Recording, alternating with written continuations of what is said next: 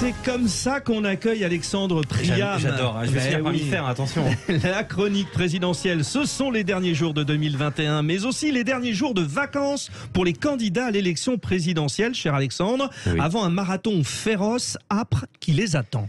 Et c'est une nouvelle tentative pour moi de viser le prix Pulitzer, les vraies voix. J'essaye à chaque fois, je sens que je m'en rapproche quand même. Ça va venir. Et je suis présent au studio aujourd'hui pour vous faire part de découvertes incroyables.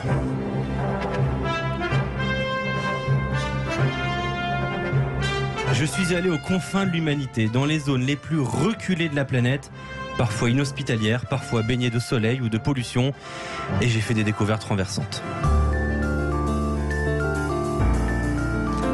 Une enquête mûrie est menée depuis plusieurs années. Des contacts, des indices, des parkings souterrains, des dossiers secrets, des menaces, des alertes. Un travail éprouvant au quotidien pour vous servir ce scoop. Je sens que j'ai capté votre attention. Louis de Funès. Et oui, direction le prix Albert Londres. Donc, nous savons donc où les candidats à l'élection présidentielle ont passé ou passent leurs vacances en décembre. Ça a été un travail acharné, je peux vous dire qu'on a donné beaucoup d'énergie pour ça. Et on a appris par ailleurs d'ailleurs que la Guyanaise Christiane Taubira, qui est en pré-campagne ou en campagne pas encore, alors vraiment c'est le choix que vous faites, hein, le terme c'est à votre guise, eh bien la Guyanaise est allée en Guyane. Ça, c'est quand même une vraie surprise. Sous les conseils avertis de son directeur de Presque Campagne, on lui a proposé d'écouter Étienne le Bolideur. Je ne sais pas si vous connaissez ce monsieur. C'est un savant de l'Essonne qui lui a conseillé de se rapprocher de la base de lancement Ariane pour utiliser les services de la Vega Missile. C'est quelque chose à ne pas mettre entre toutes les mains. Parce qu'avec Vega Missile, vous êtes satellisé. Vous êtes dans un autre monde. Vous êtes sur une autre galaxie.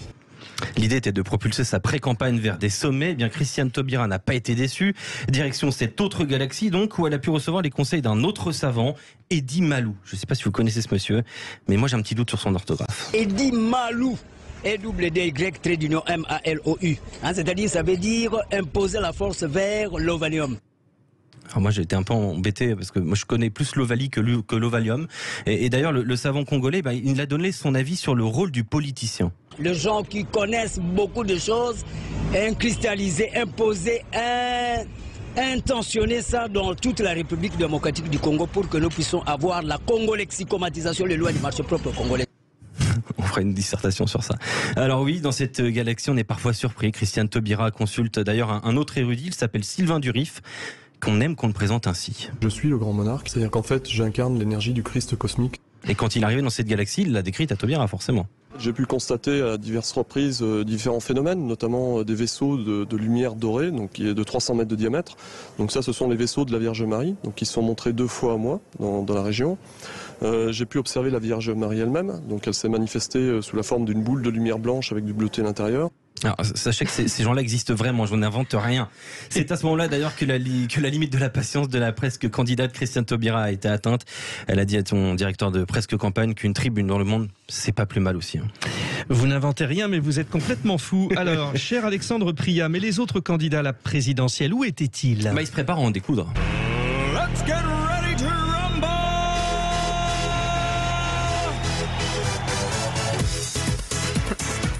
Non, c'est faux, c'était très très calme.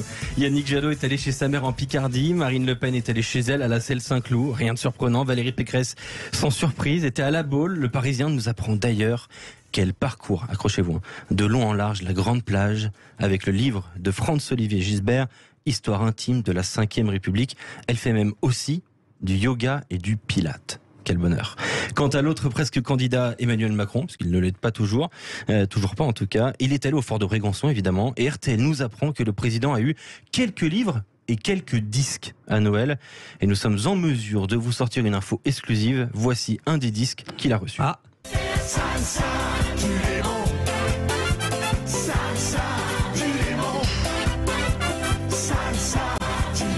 Et on arrive, puisqu'on n'a pas le droit de danser, on va le faire au fort de Brégançon. C'est le Splendide.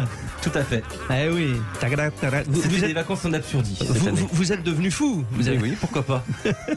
Ça fait du bien aussi pour eux de prendre des vacances. Je pense que, alors on dit, ouais, ils sont pas là en ce moment, les candidats, mais Luc-Éric Krief, le plus dur arrive, Ouais, le plus dur arrive, mais juste une petite remarque, Frédéric, sur Christiane Taubira. Si elle est partie en Guyane, je vous rappelle qu'on a lancé quand même un télescope pour censé remonter le temps. Peut-être veut-elle revoir le temps passé, qui n'est pas encore venu. Peut-être se destine-t-elle un avenir. Voilà, peut-être une relation de cause à effet. Pas la Guyane, c'est pas pour rien. Et avec ce télescope qui remonte, alors il s'appelle Webb, hein, c'est James Webb, le télescope, et il remonte à 13,5 milliards d'années. Là aussi, réaction d'humeur à cette petite chronique d'humeur, Nicolas Corato. Je crois qu'on a tous besoin de vacances. Y compris Alexandre Priam. Les candidats, les animateurs radio, télé, et nous aussi, je pense qu'on a tous besoin de vacances. On a tous besoin de danser. On a tous besoin de boire des coups debout.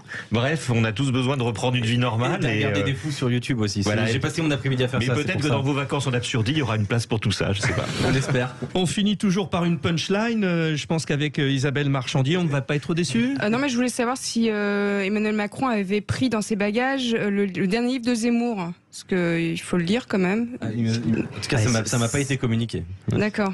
Si ça, c'est pas de la punchline, je l'avais raison. Oui, non. J'avais raison. Donc vous restez bien avec nous, parce qu'on revient avec notamment cette histoire de dépistage pour le réveillon. Est-ce que vous allez tous vous faire dépister? Nous allons parler aussi de la terrible crise de l'hôpital. Je vous donne rendez-vous dans quelques instants et je salue Alexandre Priam comme il se doit avec le